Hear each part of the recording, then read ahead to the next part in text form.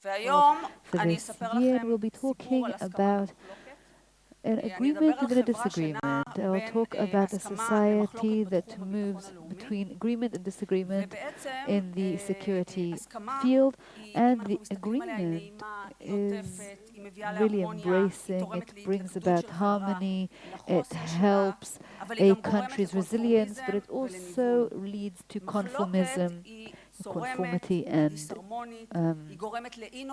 it creates discomfort and also may be a problem. On the other hand, it also makes you think, it also makes you grow, and the disagreement has been a motif in Jewish history. We know how the tribes were in disagreement, we know how the Beit Hillel and Beit Shammai were in disagreement, and so on and so forth. The disagreements have changed, the tribes have been separated, and there are also different bones of contention. So when is disagreement helpful, when is it harmful, and in which areas in Israel of 2019 can we find agreement, and where can we find disagreement? So we'll get to that in a moment. In the INSS studies in the past, and this year too, religious identity has a large impact from all the factors, among all the factors examined, but in recent years, and especially in this year, we saw main differences in political identity. They are more prominent, and we see that the political rift has strengthened. It's become more dichotomous, if you will. Tell me which side of the map you belong to, and I will tell you who you are. So this afternoon I will show you the silent majority, the agreeing majority, but I will also show you the margins where it doesn't matter so much what you say, but rather how loudly you say so. So just a few words about our study. The INSS has been conducting continuous research on this since 1984. We have the same questions over the last 30 years, and we also have new questions that are based on current affairs. It's a method that's considered very rare, and we have high compliance. We have about 800 respondents in our sample, Jews and Arabs. Because of methodological reasons, I'm showing you mostly the Jewish respondents' answers. You can see here what our index is comprised of, when at the top the common denominator is threats and challenges. That is actually the envelope, and within the elliptic you see that we have the nuclear Iran, northern arena, security establishment, US-Israel relations. So for each of these areas we have several questions, and at the bottom you can see that really the infrastructure for everything is worldview and values.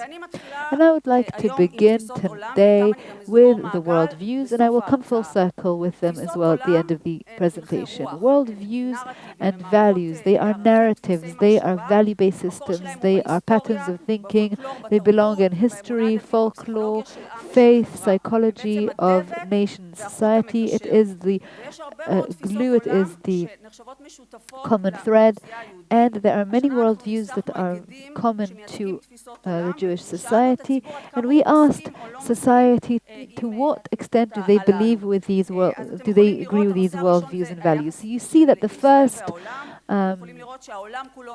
issue is to what extent do you agree with each of the following sentences. The first, the Jews are the chosen people, 63% agree, a people that dwells alone, 53% agree, and the entire world is against us, 47% agree.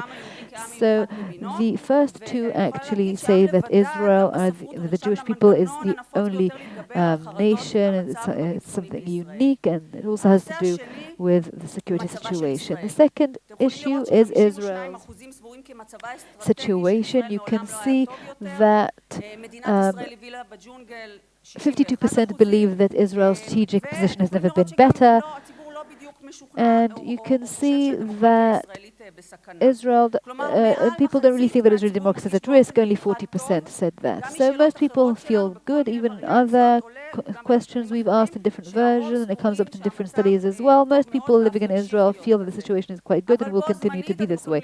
However, at the same time, you can see on the same slide that the public also thinks that we will forever live by the sword. 58% think that. And remember that for the next few slides, this deterministic kind of view that many have adopted in our poll.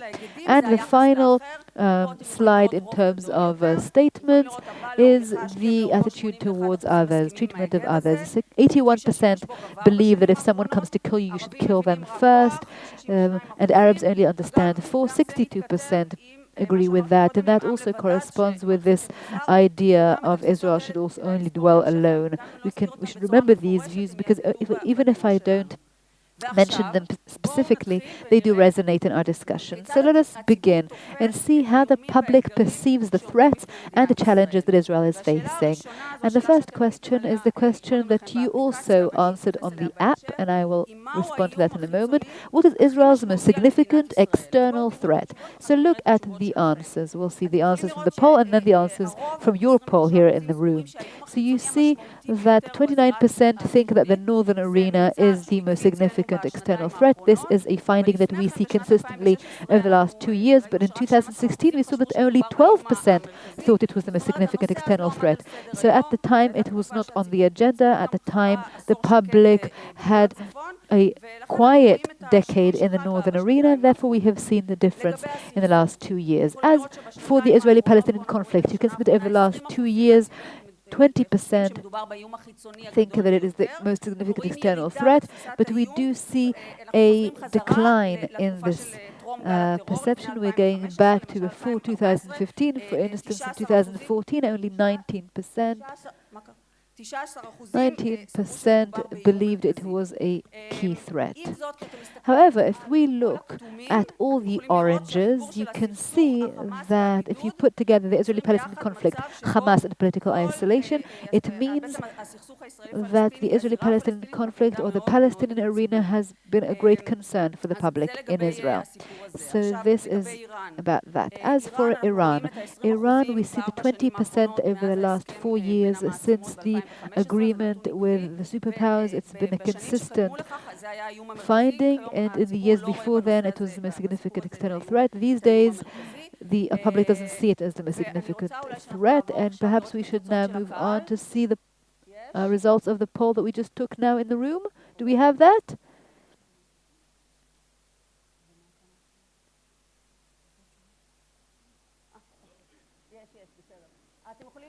Okay, you can see that you pretty much are aligned and you tally with the same in terms of you are more worried about Iran being a nuclear Iran because it's 28%. So well, you pretty much tally with this poll. Let's move on with my presentation and we'll see later on what you thought about other issues as well. If you didn't understand how this app works, please come up to me during the break and I will explain gladly. Okay, so if this was the perceived threat and we see that the public is worried about the northern arena as well as the Palestinian conflict, Israeli-Palestinian conflict, let's see what the public thinks. Is Israel prepared to address the following challenges? So this is the next question. It's a question we have been asking for many years. As you can see here, this is the last year, and I can tell you that over the years the public is feeling quite confident about Israel's ability to grapple with challenges both internally and externally, but there is a difference between the various challenges. For instance, with the heavier sort of challenges, you can see on the left-hand side a simultaneous military conflict on northern front and in Gaza, significant and persistent terrorist attacks. You see that the public is very much convinced that Israel is able to grapple with that. And also from other questions that we ask, we see that consistently the public, around 80% of the public, feel that in the next 3 years there will be a conflict erupting. So we're going back to this deterministic kind of approach, but despite this mentality that we are going to live on our sword, by our sword forever, we still feel as a public that Israel will be able to cope with these threats. And you can see also the gap between the way that the public feels at the beginning of the campaign in recent years and the sense of sourness at the end, because we have high expectations, so we also are greatly disappointed. Um, these high expectations may also um, contribute to this, to the desire to continue the status quo. We see that internally, for instance, we feel less confident, excuse me, and I'd like to emphasize the greatest challenge, and that is the ability to cope with the international isolation of Israel and reduced U.S. support of Israel. You can see that that only 56% think that Israel will be able to cope well with international isolation and are particularly concerned with the reduced support of America in Israel. So this is again a finding that we keep seeing over the last few years. In 2009, about 80% felt that Israel would be able to cope, and we see it declining in recent years. We see it in more and more questions that we've been posing, that the public is attributing great importance to the relations between Israel and the United States. It is aware of the special relationship between Israel and the United States, and soon we'll see some more examples. As for the Israeli-Palestinian conflict, the public opinion is very consistent and very stable over many years. The first question you can see is also a question that you have answered on the app. Can a peace agreement with the Palestinians be achieved in the near future? You can see the red color. Over the years, the public is very pessimistic about this possibility. On average, between 50 to 60% or 70%. And if you see the peaks in pessimism, they go up during crises like the Second Intifada or in the peak of the 2015 terror wave. But here, let's see what happens with your questions, with your answers. Are you just as pessimistic? Okay, nice correlation. This year it's 62% versus 38. So everyone in the hall is also quite pessimistic about a peace agreement with the Palestinians in the near future. But look at the colors changing and actually switching places, because when we look at the solution, you can see the exact same colors reversing. Do you support a two-state solution? The answer is yes, consistently over time. Between 2006 and 2018, we had about 70% support on average. In recent years, you can see a bit of a decline, but it's quite consistent, about 60% support the two-state solution. The support may be surprising because it's also during crises, it's also during routine times. It is regardless of the kind of government we have, right-wing or otherwise, and despite of the various tensions we have, even though the government is a right-wing government, and quite significantly so, and despite growing conviction that it is impossible to have an agreement in the near future with the Palestinians. And we have to also add and say that if we look at the last 30 years, there has actually become a bit of a moderate note to the last few years, because 30 years ago, when we asked about a Palestinian state, only 20% supported that option. Now, when we ask the public about separation, support goes up. Most of the public, 68%, supports separation. This afternoon we're going to have an entire session on this topic. Now, as for all the questions that have to do with the conflict, there are huge gaps between, obviously, the various sectors. You can see here an example. The support of a two-state solution among religious Jews, 29% versus 73% among secular. Between right-wing, 40% support, left-wing, 97% support, Jews, 56% support, Arabs, 89% support. And another interesting key finding is that the gaps between religious and secular Jews, the gaps are greater than between Jews and Arabs. But this question about the two-state solution provides us a very sort of broad answer. We give the public a few options, we kind of broaden the options. We get a much more interesting and much more precise snapshot. This is a question we've been asking in recent years, and the response has been very consistent over the last 3 or 4 years. What is Israel's best option regarding the Israeli-Palestinian conflict? Here you can see at the bottom in the blue area, most of the public want to reach a comprehensive agreement to some extent, and very few are interested in some sort of annexation of Jewish settlements.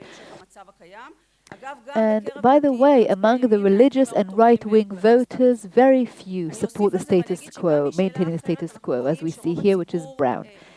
13%. And it looks like time is not on our side, even less so than it was last year. So the public understands that the passive policy adopted by Israel is actually harmful in the long run. But we saw that the public is pessimistic. So the next question on the conflict comes full circle. And it shows us that even though most of the public does want an agreement, the public also feels that at the end of the day, practically, the status quo will remain. And so we asked, what will be the consequences of another failure in the political process between Israel and the Palestinians? Well, 42% believe the status quo will continue, and even 29% feel that an intifada will break out. So we know that it actually doesn't feel that status quo should continue, but it feels like that is where Israel was headed. So here we see that there is a vast majority that feels that an Iranian presence is a big concern, and here is an interesting response to an interesting question that actually goes beyond the northern front. We asked, do you support or object a proactive IDF activity aimed at preventing an Iranian presence in Syria, even at the price of war? And you can see that 73% are in favor of such proactive activity. Last year it was 66%. We see a rise. It's not clear whether the public knows what the consequences are for the home front, but this question also has repercussions on how we need to maybe explain the justness of our ways to the public. And this question actually goes away from just the northern front. It looks at how the public looks at preemptive attacks. Now, we're here, look at this question. Look at this support. Among the left, we have 36% support for such proactive activity, whereas there's 84% on the right wing. And in some of our questions, we see that 77% of the public feel that the United States made the right decision pulling away from the Iranian nuclear agreement. And here you may not be able to read all the answers, but look at the red in particular, because here I think the findings really are very interesting. We asked, how should Israel react if Iran renews its nuclear activity? And as I've said, the red I think is very interesting. You can see that most of the public, 49%, believes the military assault on Iran's nuclear facilities in coordination with the United States is the right way to go. And if we say without coordination with the United States, only 10% agree.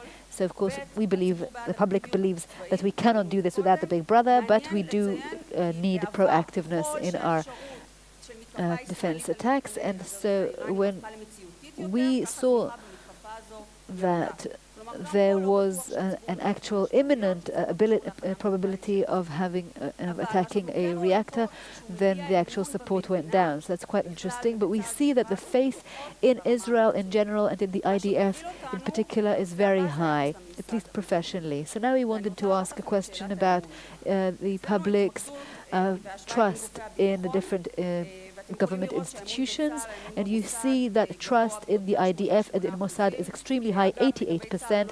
By the way, it hasn't gone down compared to last year when it comes to IDF. Israel Security Agency went down to 80%, and police is 60%, but it's actually higher than last year. In terms of the differences between the various organizations, well, IDF, there's the place of the soldiers. It also has to do with PR between the different organizations. I don't want to go into that. But if I were to focus on the IDF, then I can tell you that it said that the support of IDF is divided into two.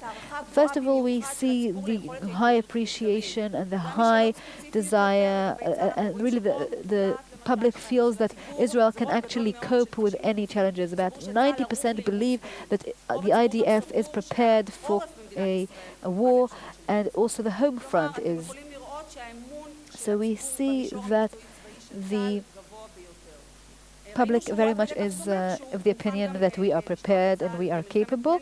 And in fact, the public is even willing to send the IDF to preemptive attack. But when it comes to ideological, political, internal issues that have to do with the IDF is more complex. Most of the public believes that the ideological disagreements have an impact, and a negative one, on IDF and the IDF activity. We want the IDF to be outside the politics, but here is the absurd part. As you'll see in the next few slides. Even though it is supportive of the IDF, look at the answer to this question.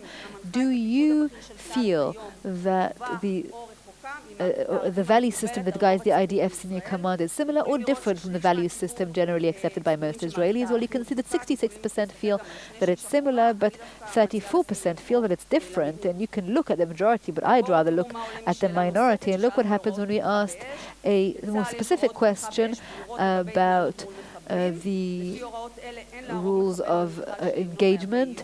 Has clear rules on opening fire on terrorists in the IDF, and according to these rules, it neutralize terrorists who no longer pose as a threat should not be killed. 37% disagree, which again, I would like to focus on that rather than the majority who do agree.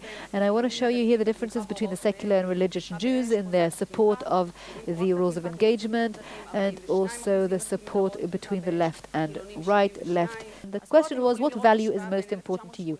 You can see a comparison between 1988 and 2018. And the data in the middle, which I'm not showing you because there's so much of it, shows a very gradual and consistent process in the shifts that you see here. So as you can see, the highest value, the most important value, is a state with Jewish majority. 51% have picked this as the most important value. And just to compare you, look at, just for comparison purposes, look at 1988, where peace was actually the biggest. So now we see that the state with a Jewish majority is actually the biggest value, the most important value to respondents, and the importance of this can actually explain the deterrence from a binational state and the treatment of others. And what did you answer? Let's see. Okay. This is interesting. This is very different from what we saw before. You can see that in this hall there is a vast majority for a democratic state as the best value, the most important value. And this actually means that you're aligned with the central left side of the political map, because that's what we saw from our study.